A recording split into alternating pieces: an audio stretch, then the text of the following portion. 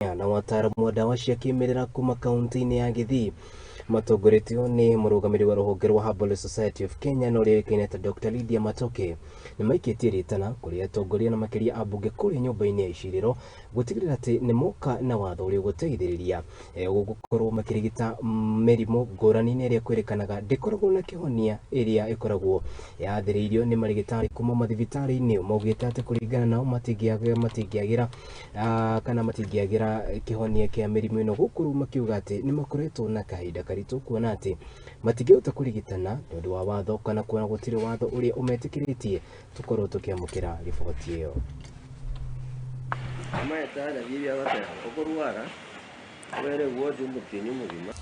Kama tungekuwa na sheria na wenye wanatengeneza sheria ni ninyi wanasiasa, mnatuletea wagonjwa usiku, mnatuletea wagonjwa nyuma ya mlango, hamtaki kucha mbele kwa sababu hamchatupigania.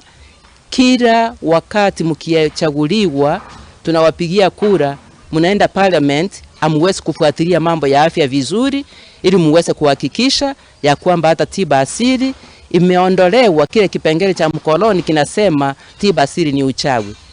Hiyo ndio tunataka iondolewe, na itaondolewa tu ikiwa mtafuatilia ile sera ambayo tulikuwa tunatengeneza. Tulihusishwa document moja, the bill on traditional and alternative medicine, and we have a policy on traditional and alternative medicine.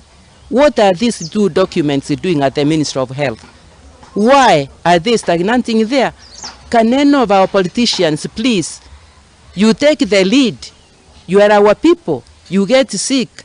Most of you come from families where we have funny diseases. So please, I beg you, I beg the governors, I beg the senators, I beg the politicians, you make sure you have gotten those two documents and we get the documents in parliament so that we can be free. We are better than the professors.